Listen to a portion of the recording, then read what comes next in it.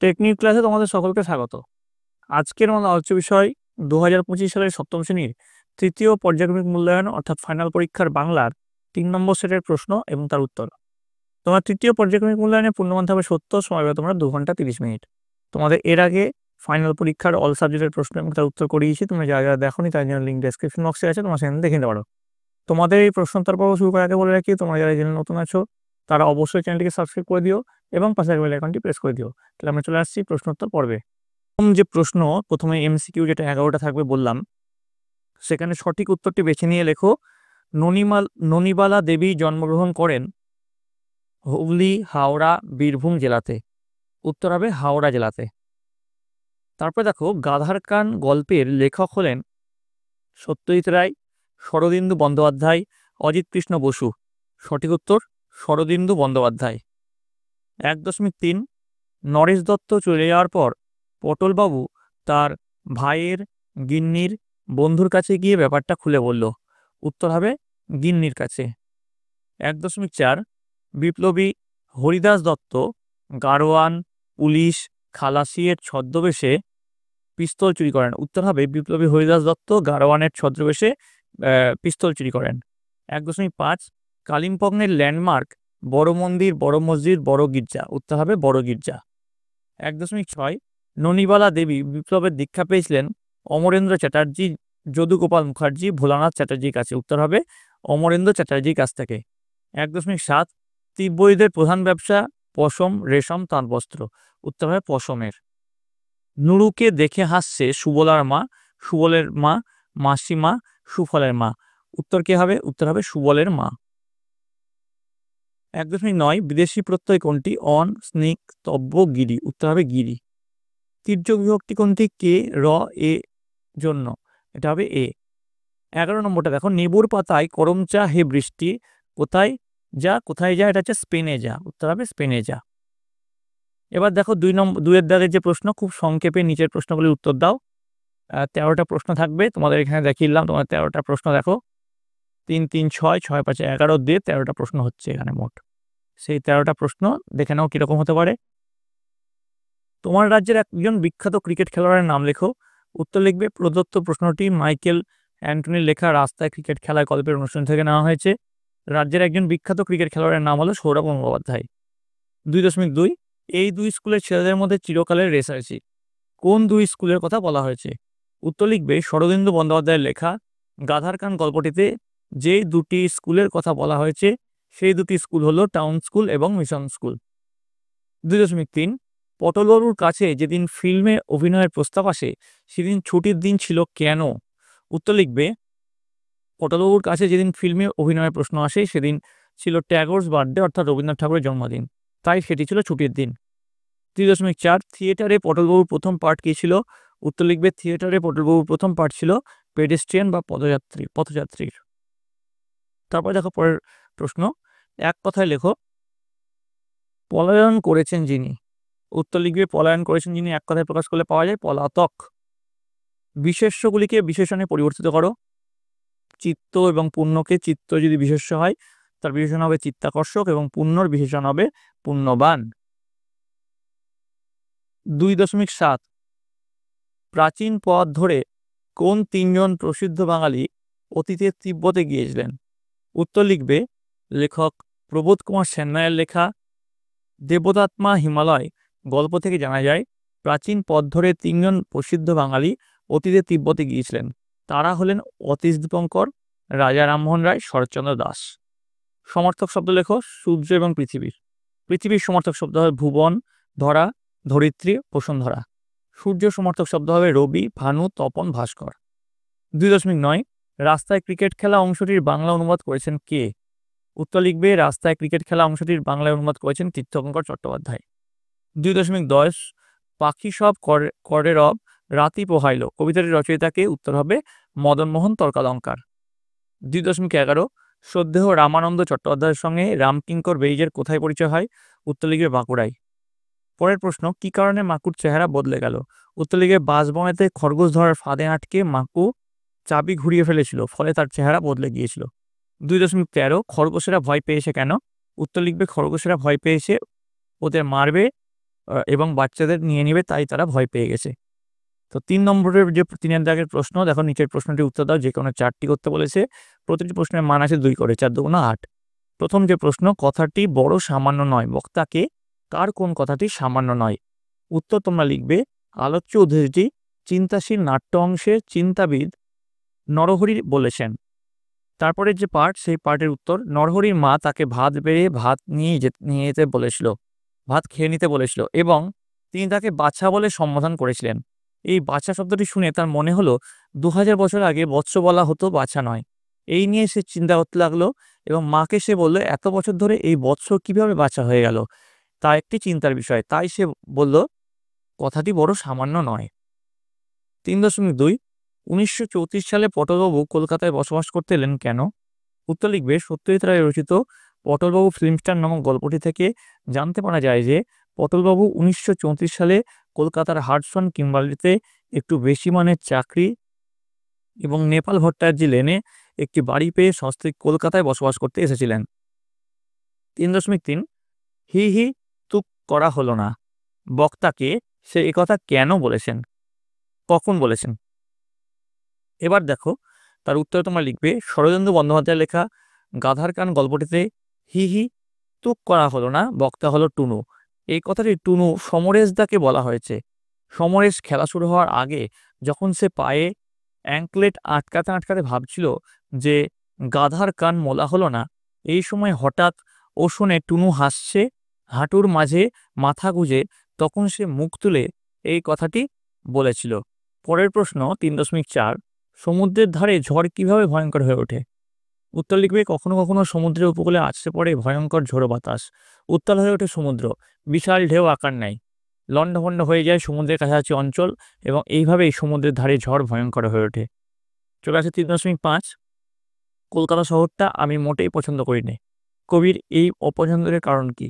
উত্তর লিখবে কবি রবীন্দ্রনাথ ঠাকুরের মনে হয় কলকাতা শহরটি যেন ইট কাঠের তৈরি মস্ত এক জন্তু, যা তাকে গিলে ফেলতে চাইছে, তাই কবির শহরটি অপছন্দ। চলে আসে 3.6 দেখো, খোকন অবাক হয়ে গেল, কোন কথা শুনে খোকন অবাক হয়ে গেল? উত্তর লিখবে লাইনটি বনফুল রচিত খোকনের প্রথম ছবি গল্প থেকে নেওয়া হয়েছে। খোকনের বাবার একজন বন্ধু বিখ্যাত চিত্রকর, তিনি লখনৌ শহরে থাকতেন।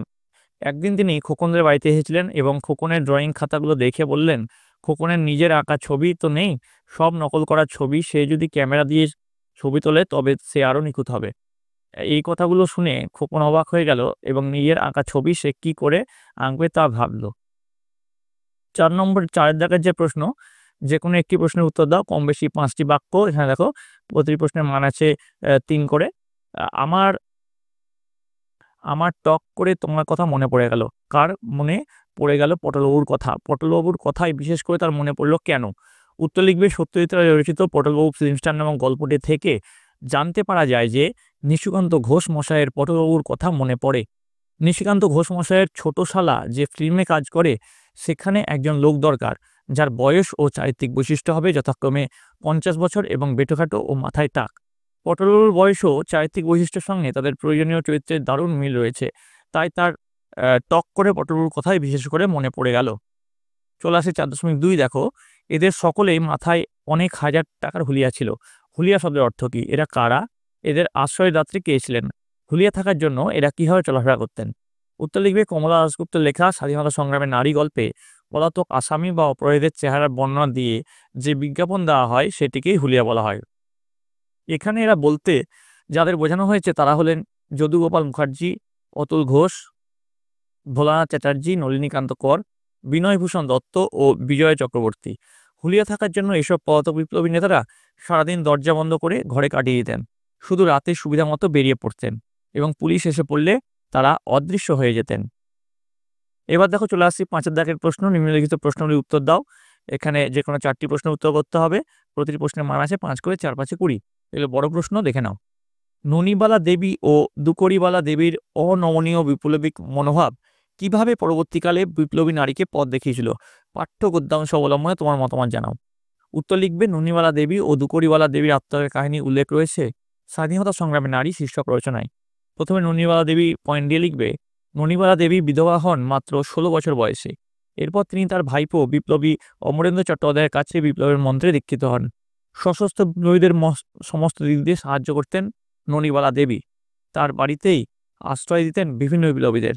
ননিবালা দেবী মশার পিস্তলের গোপন খবর সংগ্রহের জন্য রামচন্দ্র মজুমদারের স্ত্রী সেজে জেলে প্রবেশ করেন। তখনকার সমাজ ব্যবস্থার দিক দিয়ে ভাবলে একজন বিধবা নারীর পক্ষে অন্য পুরুষের স্ত্রী সেজে জেলে গিয়ে পুলিশকে বোকা বানানো বিস্ময়কর ব্যাপার। কাশীর জেলের পানিশমেন্ট সেলে আলো বাতাসীন অন্ধকার কুঠুরিতে তাকে আটকে রাখা হলেও তিনি পুলিশের কাছে মুখ খোলেননি। দরখাস্ত ছিঁড়ে ফেলার জন্য চড়ও মেরেছিলেন সুপারিনটেন্ডেন্ট গন্ডিকে। দুকরিবালা দেবী দুকরিবালা দেবী বিপ্লবীদের চুরি করা রডা কোম্পানির অস্ত্র নিজের কাছে লুকিয়ে রাখেন। পুলিশ তাকে ধরে ফেললেও এগুলি তাকে কে দিয়েছিল তার নাম প্রকাশ করেননি। 2 বছরের সন্তানকে রেখে কারাবরণ করেছিলেন স্বদেশের মুক্তি লাভের আকাঙ্ক্ষায়। ভোগ করেছিলেন 2 বছরের সশ্রম কারাদণ্ড। আত্মত্যাগী সংগ্রামী পয়েন্ট দেবে, লিখবে দেশবাসী উদ্বুদ্ধ হয়েছিল যে স্বাধীনতার স্বপ্নে, সেই স্বপ্নের কারিগর এই ননিবালা দেবী বা দুকরিবালা দেবীর মতো আত্মত্যাগী সংগ্রামী মানুষেরা।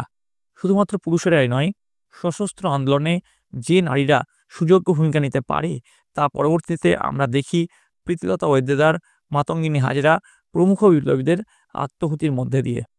আমার মতামত পয়েন্ট দিবে দুকরিবালা দেবী, ননিবালা দেবী, মাতঙ্গিনী হাজরা, প্রীতিলতা ওয়েদ্দেদার, সরলা দেবী চৌধুরী, কল্পনা দত্ত এবং আরও অনেক বীর নারীর সংগ্রাম বাংলা তথা ভারতের নারীদের অনুপ্রাণিত করেছিল। এদের কাছ থেকেই সেকালের গ্রাম বাংলার সাধারণ গৃহবধূরাও দেশকে স্বাধীন করার জন্য মনের ভেতরে আন্তরিক অনুপ্রেরণা পেয়েছেন। আর এখানে ননিবালা দেবী বা দুকরিবালা দেবীর মতো মহিষী নারীদের দেশ সেবায় নিঃস্বার্থ আত্মনিয়োগের সার্থকতা। এবার দেখো টিকা লেখো, ওঙ্কার ধ্বনি শ খুন। এখানে দেখো প্রতিটি প্রশ্নের মান আছে 2.5 করে, যে কোনো দুটো লিখতে হবে। তো আমি তোমাদের 3টে তোমাদের দেখিয়ে দিচ্ছি। প্রথম যে টিকা আছে ওঙ্কার ধ্বনি, উত্তর লিখবে ওং শব্দটি সংস্কৃত অবধাতু থেকে উৎপন্ন, যার 19টি ভিন্ন ভিন্ন অর্থ আছে।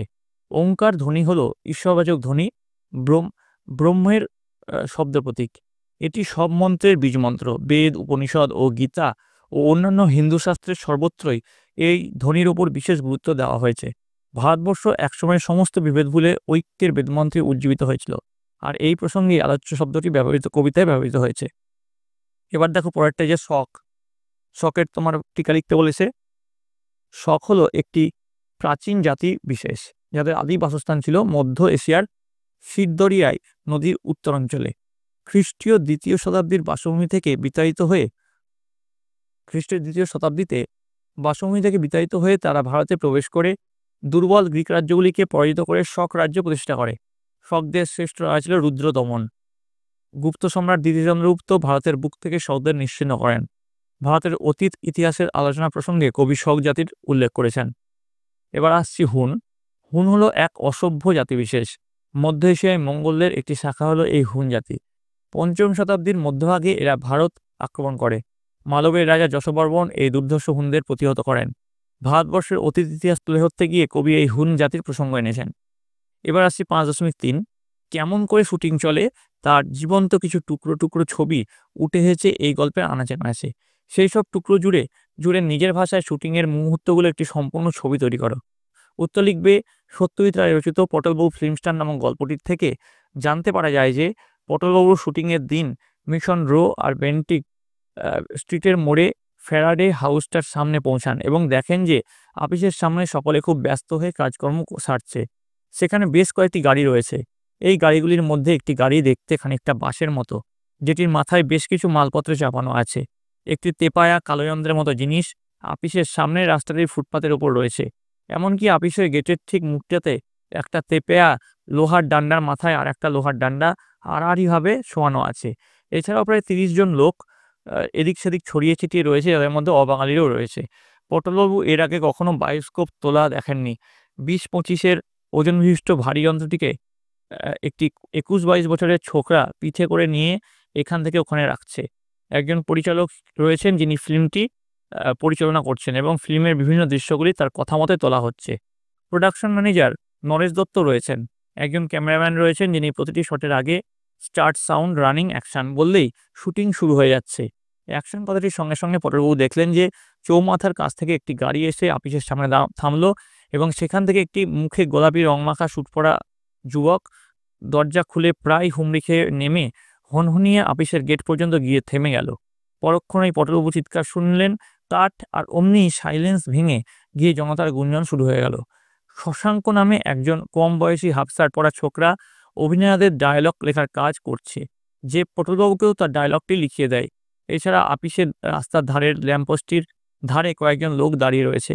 এরা সকলেই ফিল্মের সিনে কাজ করে, কিন্তু এদের কোনো ডায়লগ নেই। বলা বাহুল্য, ফিল্মের শুটিংয়ের একটি দৃশ্যে পটলবাবু একজন পেডেস্ট্রিয়ানের চরিত্রে অভিনয় করছেন, যিনি খবরের কাগজ হাতে নিয়ে পড়তে মগ্ন ছিলেন। এই সময়ে ফিল্মের অন্য এক চরিত্র এক আপিসের বড় চাকরে হন্তদন্ত হয়ে চলার সময় তার সাথে ধাক্কা লাগিয়ে ফেলে। তখন পটলবাবু 10 আনা বিরক্তির সঙ্গে 3 আনা বিস্ময় ও 3 আনা যন্ত্রণা মিশিয়ে আহ শব্দটি উচ্চারণ করে কাগজটা সামলে নিয়ে আবার চলতে আরম্ভ করেন। এই ধাক্কায় ফিল্মের অন্য সেই চরিত্রে অভিনয় করা চঞ্চল কুমার মাথায় সামান্য ব্যথা পেয়ে বলেন, ধন্যী মশাই, আপনার টাইমিং, বাপের নাম ভুলিয়ে দিয়েছিলেন প্রায়। ওহ। এবার চলে যাচ্ছে পরবর্তী প্রশ্ন 5.4। ইতিহাস ভূগোলের রীতিবৃত্তে জড়ানো কালিম্পং নামে একটি শহরকে নতুন করে চিনতে তোমার কেমন লাগলো? একটা অনুচ্ছেদে তা লেখো। তো উত্তর লিখবে লেখক প্রবোধ কুমার সান্যাল, একজন ঔপন্যাসিক এবং ভ্রমণ কাহিনী রচয়িতা। তার রচনায় দেবদাত্মা হিমালয়ে ভারতের একটি শহর কালিম্পংয়ের একটি ইতিবৃত্ত প্রখর হয়ে উঠেছে। তার রচনা পড়ে আমিও শহরটি নতুন করে চিনতে পারলাম। প্রাচীনকালে এই শহরের রাস্তা দিয়েই ভারতে বরেণ্য বাঙালিরা তিব্বতের উদ্দেশ্যে যাত্রা করেছিলেন। তাদের মধ্যে অন্যতম ছিলেন অতীশ দীপঙ্কর, শ্রীজ্ঞান, রাজা রামমোহন রায় এবং শরৎচন্দ্র দাস। তবে শুধু ইতিহাসে নয়, ভূগোলের পাতাতেও কালিম্পংয়ের নাম পাওয়া যায়। সমগ্র উত্তর ভারতের মধ্যে কালিম্পং থেকে তিব্বত সর্বাপেক্ষা নিকটতম। গ্যাংটক থেকে নাথুলা গিরিসংকট হল মাত্র 26 মাইল। কাশ্মীরের পূর্ব প্রান্তে ভারত তিব্বত বাণিজ্যের প্রধান কেন্দ্র ছিল। কালিম্পং এর যে পথে চলে গিয়েছে উত্তরে, সেখানে অসংখ্য পশমের ঘাঁটি আছে। এটাই তিব্বতীদের প্রধান ব্যবসা। তবে কালিম্পংয়ের ইতিহাস এবং ভৌগোলিক ইতিবৃত্তকে ছাপিয়ে গিয়েছে তার অবস্থানিক গুরুত্ব। এই শহর থেকে কবিগুরু রবীন্দ্রনাথ ঠাকুর তার জন্মদিন উপলক্ষে একটি কবিতার বেতার পাঠ করেছিলেন। সেই উপলক্ষে বহু স্বনামধন্য মানুষ এই শহরের বুকে জমায়েত করেছিল এবং এই উপলক্ষে কালিম্পংয়ের প্রথম টেলিফোন লাইন আসে। কালিম্পং পাহাড়ে ঘেরা শহর, তার সৌন্দর্য আকর্ষণীয়। আমার গল্পটি পড়ে ভ্রমণ কাহিনীর ওপর আকর্ষণ আরও বৃদ্ধি পেল। এবার দেখো 5.5, তোমাদের ব্যাকরণের যে 5 নম্বর প্রশ্ন আছে দেখো। নিচের প্রতিটি বাগধারাকে বাক্যে প্রয়োগ করো। হাতের 5, টাকার কুমির, বাস্তু হুবু, গড্ডলিকা প্রবাহ এবং এঁচড়ে পাখা। এরপর দেখো 6-এর দাগের যে প্রশ্ন, যে কোনো একটি প্রশ্নের উত্তর দাও। দেখো 6-এর দাগের যে প্রশ্ন, দেখো এখান থেকে তোমাদের এটা পেয়ে যাবে। এই যে মাকু থেকে প্রশ্নগুলো নেওয়া হয়েছে। 6.1, হোটেলওয়ালার জন্মদিনে ঘাস জমিতে কেমন খেলা রাখানো হয়েছিল? 6.2, সোনাটিয়া মাকুকে খুঁজে পেলেও মাকু থাকলো না কেন? মাকুর ওপর সোনাটিয়ার রাগ হলো কেন? এবার দেখো যে কোনো একটি বিষয় অবলম্বন করে প্রবন্ধ রচনা করো। পরিবেশ রক্ষায় ছাত্রছাত্রীদের ভূমিকা, দেশ ভ্রমণের উপযোগিতা, তোমার প্রিয় কবি, তোমার দেখা একটি মেলার অভিজ্ঞতা। তোমাদের সুবিধার্থে এখানে থেকে তোমার প্রিয় কবি এর যে রচনাটা তোমাদের লিখিয়ে দেওয়া হলো। আমার প্রিয় কবি রবীন্দ্রনাথ ঠাকুর। রবীন্দ্রনাথ ঠাকুর কলকাতার জোড়াসাঁকোর ঠাকুরবাড়িতে জন্মগ্রহণ করেছিলেন 7ই মে 1861 খ্রিস্টাব্দে। তার পিতা ছিলেন দেবেন্দ্রনাথ ঠাকুর এবং মাতা ছিলেন সারদা দেবী। শৈশবে রবীন্দ্রনাথ কলকাতার oriental seminary, normal school, Bengal academy এবং সেন্ট জেভিয়ার্স স্কুলে কিছুদিন করে পড়াশোনা করেছিলেন, কিন্তু বিদ্যালয় শিক্ষায় অনাগ্রহী হওয়ায় বাড়িতেই গৃহশিক্ষক রেখে তার শিক্ষার ব্যবস্থা করা হয়েছিল।